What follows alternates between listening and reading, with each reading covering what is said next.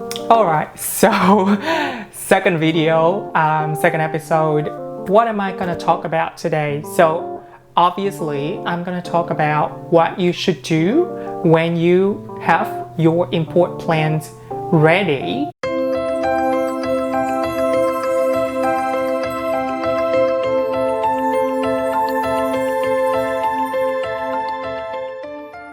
I'm gonna walk with you step by step of what I did and what worked for me and what didn't work for me, so that you can avoid the mistakes that I made and so that your plants will thrive and be healthy in your home.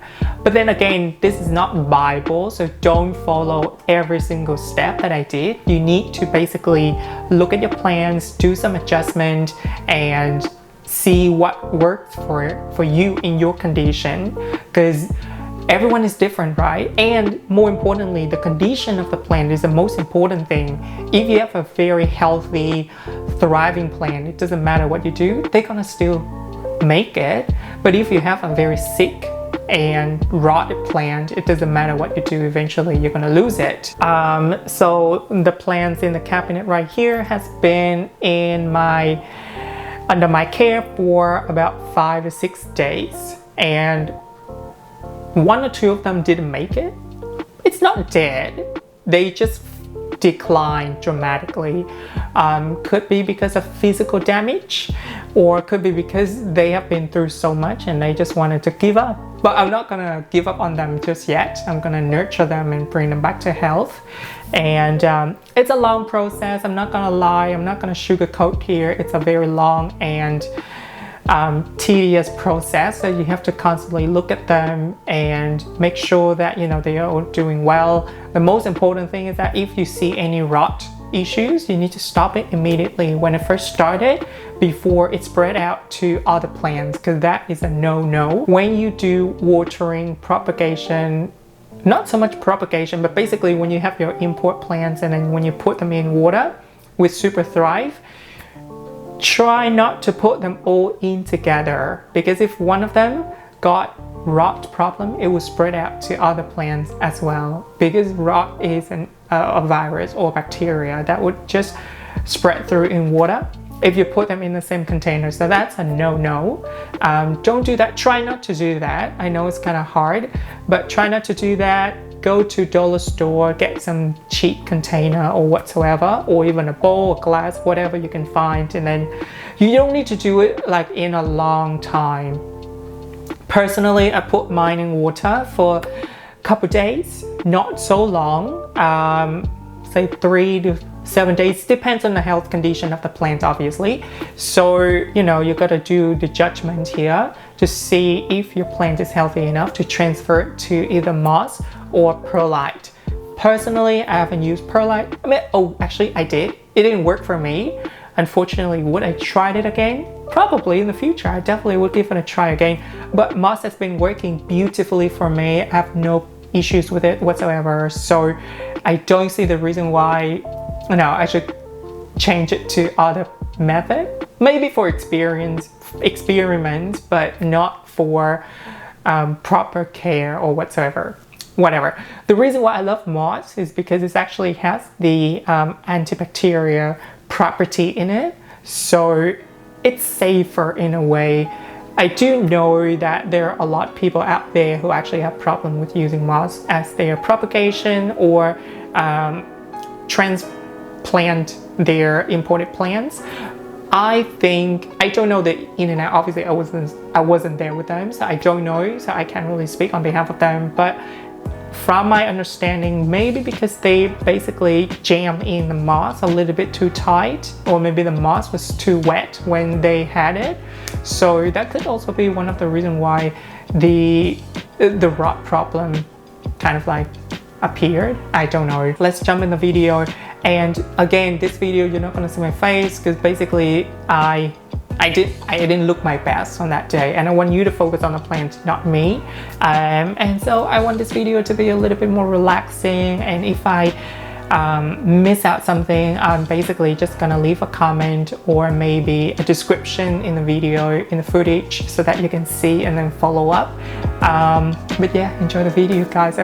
The first ingredient that I like to use would be leca, also known as clay pebbles, for aeration. Second ingredient would be orchid charcoal to remove the toxin and improve aeration. Then I like to add in a little bit of cocoa husk for the moisture. Next, you can use either perlite or I like to use sponge rock for moisture and aeration. One of the main ingredients would be the long fiber sphagnum moss. You can find it at your local nurseries or on my Amazon store. I usually like to soak it in water and super dry for 1 to 2 hours. The kind of pots that I like to use would be the orchid pots with many holes for oxygen to come in. And as you can see, this one I manually did it. It was a container come with the plants and I want to recycle it. First, let's start with the Anthurium regali. I had it in water for the last 2 to 3 days. Now let's check out the roots.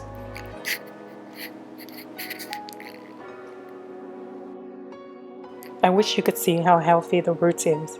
There's no sign of rot, and they're all white and healthy at the tip.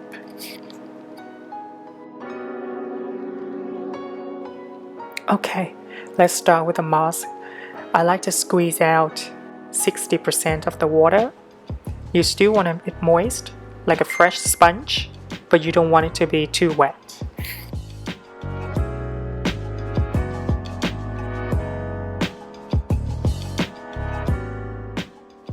The moss is ready. Let's add in the remaining of the ingredients. Then I add in a bit of leca, a little bit of cocoa husk, a little bit of charcoal, and a little bit of sponge rock. Then I just mix everything in evenly, like tossing the salad. Once I feel like they are separated and ready, I'm gonna start putting them in the orchid pot. You certainly don't want to jam everything in together, so I'm just going to start with a thin layer at the bottom. Then I'm going to place the plant in, and I'm going to start filling the medium around it.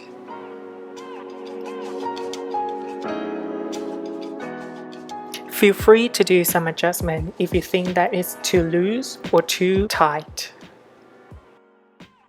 And here we have the result of it. As you can see, I do not go above the node right there. You want to avoid doing that.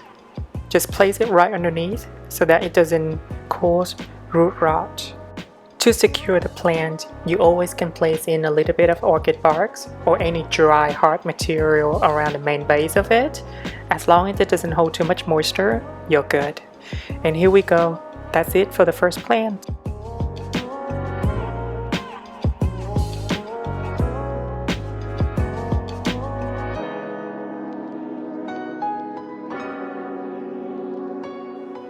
Before placing my Anthurium regali into moss, I need to make sure that there's no rot. I know it sounds like a broken record, but that's so important. You gotta inspect the roots before transferring it. So as you can see, there's some new growth point or new roots. Very firm, very white, and I'm very pleased with this. Once I inspect it and there was no problem, I'm going to start placing the plant into the medium. And just like the previous one, I'm just going to go around and fill in all the moss around the root and the base system of the plant.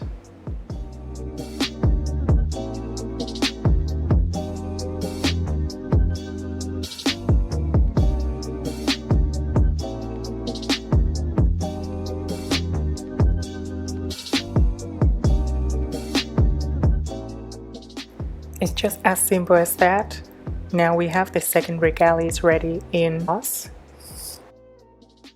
And same story like the previous one, you do not want to go above the base of the plant. You still want to give it some room for air and oxygen. Let me turn it around so you can see what the sideways should look like. As you can see, it's very loose and very well separated.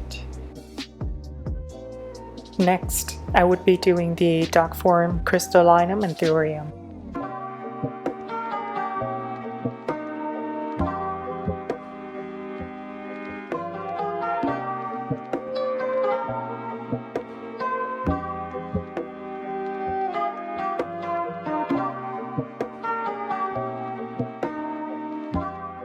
If anytime you feel like there's not enough moss in the middle of the plant, instead of taking it out, you always can squeeze in or push in extra moss, like so that you're not disturbing the root system too much.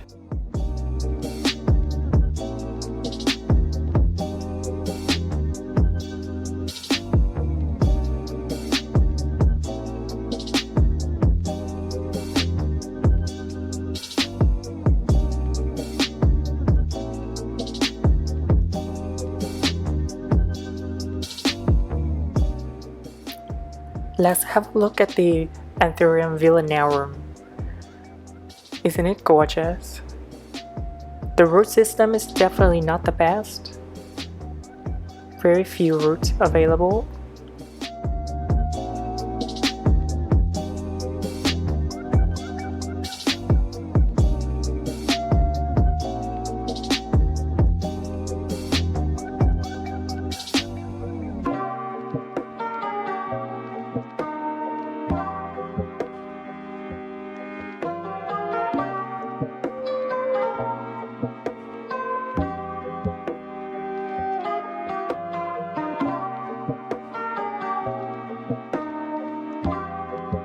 Now I'm gonna do the Queen Anthurium. It is definitely one of the most delicate plants out there.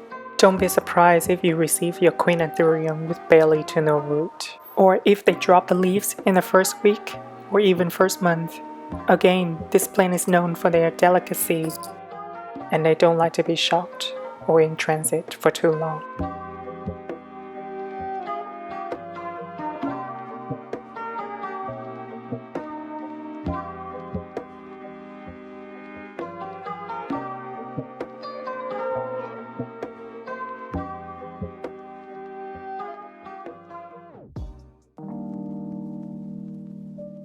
A lot of people have tried the perlite method and they swear by it. You should definitely give it a try as well if you have the opportunity. Just put it in perlite and a Ziploc bag and that's all you have to do. Now I will do my King Anthurium. I noticed that the pot is slightly too big for one plant, so I combined the two together. The main base of the plant looked kind of brownish, but when I feel it, it's still very firm. So I'm very happy with this.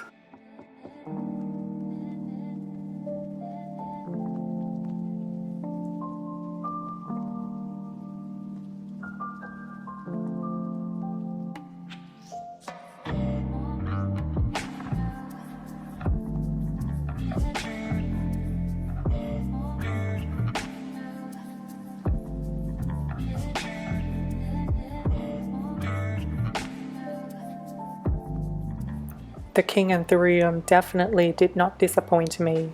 I am happy with all of them. They are doing so well.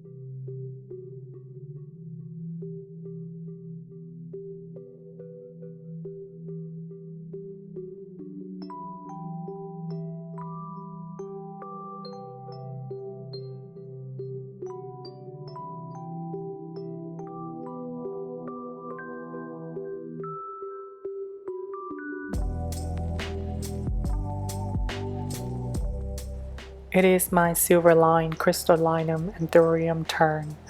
She has beautiful root system, definitely 10 out of 10. The leaves are just mesmerizing.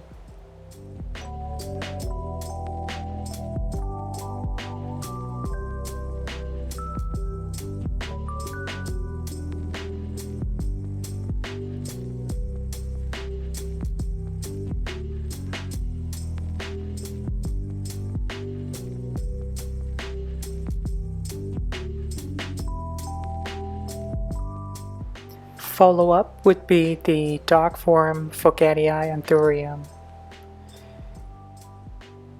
It doesn't have much roots, but all the roots are very healthy.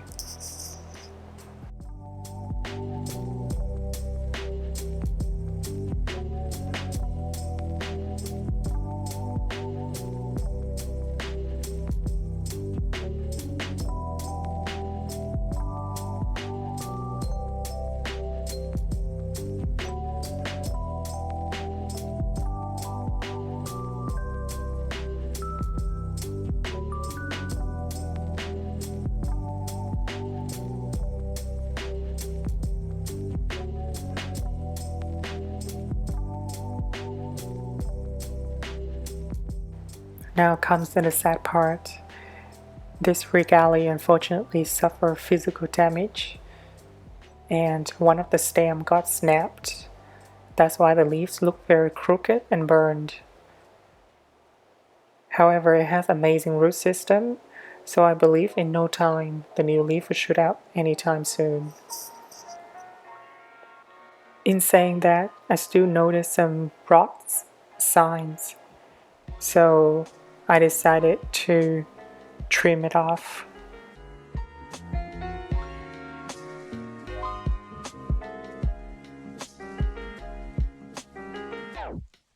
The Caesar has been sanitized, so it's free from viruses and bacteria. You always want to make sure you cut above the rot system. Don't cut right at it, but cut above it. And the solution that I used was half diluted hydrogen peroxide. This is gonna kill all the bacteria, should it be there.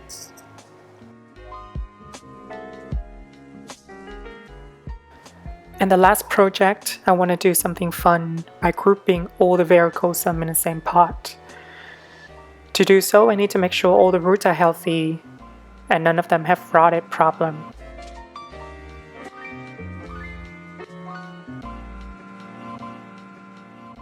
There are definitely a few challenges that I have to deal with. They all come in different sizes. So I need to make sure I don't plant one too deep, while the others are too narrow. They need to be consistent.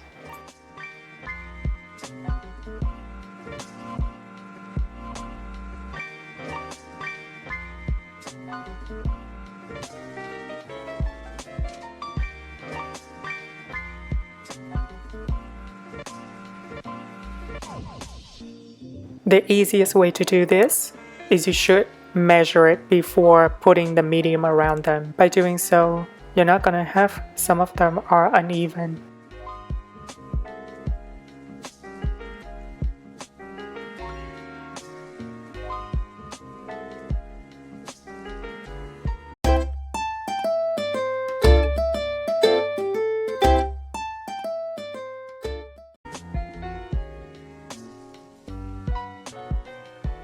My IKEA's cabinet humidity is anywhere between 65 to 75, and I open the door once or twice a day for 30 minutes. And I have them under grow light for 12 hours a day at medium strength.